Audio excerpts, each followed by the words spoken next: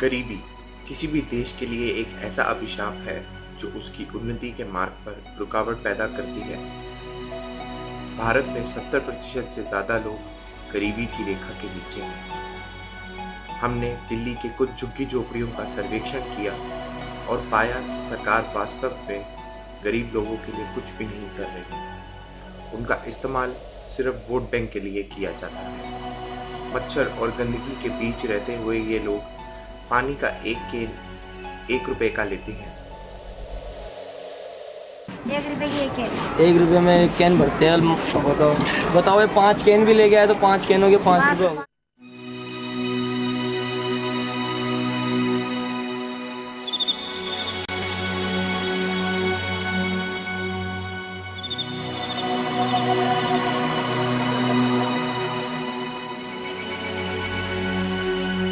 भ्रष्टाचार गरीबी का एक मुख्य कारण है। सरकार बड़े वर्ग के लोगों को ही प्राथमिकता देती है, इसलिए अमीर और गरीब होता जा रहा है। यह अंतर कम होने की अपेक्षा बढ़ता ही जा रहा है।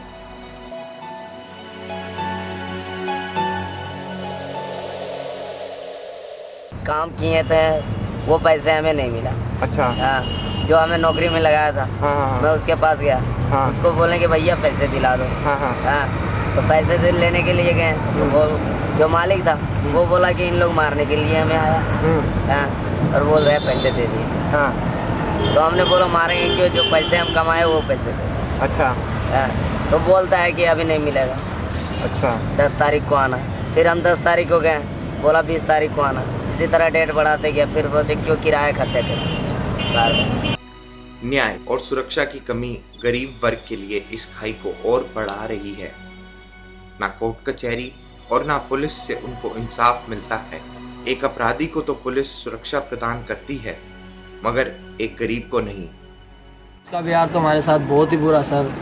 इस कॉलोनी से बंदे थोड़ा पांडु नगर में भी जाते हैं तो पटेल नगर की पुलिस आती है और ये चौकी के सामने बैठे रहते, जाते हुए बंदे को ऐसे डायरेक्ट बोलते हैं इधर आ रहे, बुला के बोलते हैं हमारे बहुत घूम रहा है वो फलाना ढीकड़ा। बिना काम के अंदर यहाँ की पुलिस डंडा थप्पड़ मारने लगती है। मारने के बावजूद जो वो गरीब आदमी तो डरेगा इनसे।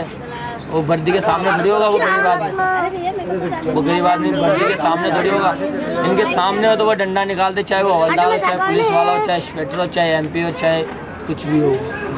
तो कभी भी थोड़ा परेशान करते। और इस कॉलोनी के अंदर इनका राज चल रहा है। पांडु नगर के अंदर जैसे वाल्मीकि हो गए, जैसे चूने चमार हो गए, जो फ्लैट हो गए, इनका बिहार चल रहा है इस कॉलोनी के अंदर। हमारी जात के अंदर तो हमारी कतली कॉलोनी से तो पटेल नगर का थाना ऐसा चिढ़ता है जिसका कोई जवाब नहीं। रात बिरात को हम ढोल लेके भी आते हैं ना, हम ढोल लेके भी रात बिरात को आते हैं तो हमें ना पटेल नगर के थाने के इसी रोड से आते तो पुलिस वाले में परेशान करते हैं कि हाँ कहाँ से आ रहे हो रहे।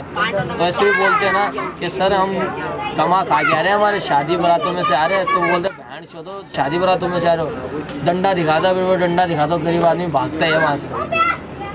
इतना है सर, ये परेशान भी करने का पुलिस वालों ने। अभी यहाँ पे झगड़ा होगा तो पूरे पुलिस वाले है ना हमारी नहीं सुनते पुलिस वाले। वो पूरे पटेल नगर की सुन रहे थे, पांडु नगर की सुन रहे थे। पांडु नगर के बंदों ने हमारे बारे में शिकायत लगाई कि ये ऐसा है वैसा है। हम गरीब आदमी किससे झगड़ा करेंगे सर, हमारा खुद का पेट नहीं भरता, दुनिया से झगड़ा करते हुए फिरेंगे।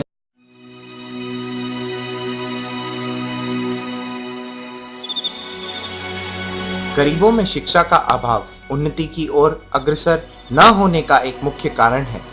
सरकार समाज के लिए उचित एवं सम्मानजनक रोजगार की व्यवस्था नहीं कर पाती।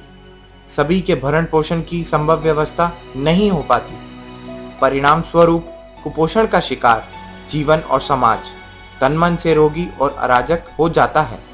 जीवन नर्क बन जाता है। कई गरीब परिवारों में मुखिया घर पर रहता है और औरत काम पर जाती है।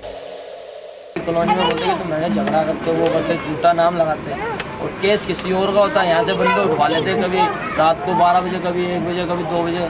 जैसे उनको तो वहाँ जाके कुछ बोल HO से जैसे उनको डिमांड होती है कि बंदे उठाने कहीं से ना कहीं, तुझे तेरी फाइल पूरी करनी है।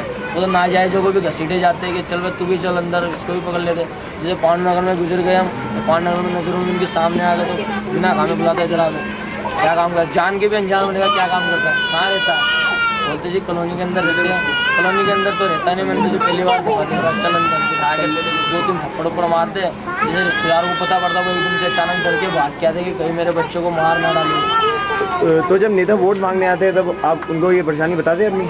हमने तो सबको बताया, हमने ये अपने जैसे पहले यहाँ से उठे थे रमाकांत गोस्वामी, उसको हमने हमारी परेशानी बताई। आज वो एमएलए बैठा, आज वो एमएलए बन के बैठा, अभी तक इसने कोई मसला कोई भी हल नहीं किया हमारे जैसा है कॉलोनी के खिलाफ। जैसा है वैसे का वैसा ही पड़ी है, जैसे की वैसे कॉलोनी पड़ी है। फिर इसके रमाकांत गोस्वामी के साथ में वो है, ये क्या बोलते हैं, तुलसी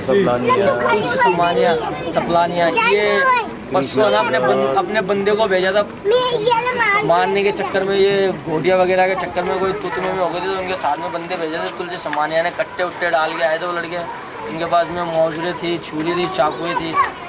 और ये अपने शिला दीक्षित को कृष्णा तीरथ हो गई, ये भी अभी जीत के गई थी, ये भी एमएलए बन के बैठ गई। इन्होंने भी हमारे गरीबों के लिए कुछ नहीं करा, इन्होंने भी हमारे गरीबों के खिलाफ कुछ भी नहीं किया। तो हम तो इनसे बहुत दुखी हो गए सर। हम तो ये सोचते कि हमें तो कल झुग्गी वालों को ना पाकिस्तान के और हिंदुस्तान के बॉर्डर पे जाके खड़े कर दो, तो इधर से आएगी पाकिस्तान की गोली लगेगी, इधर से आएगी तो हिंदुस्तान की गोली लगेगी। वहाँ हम जाके शहीद तो हो जाएंगे, चैन से सो तो जाएंगे वहाँ जाके।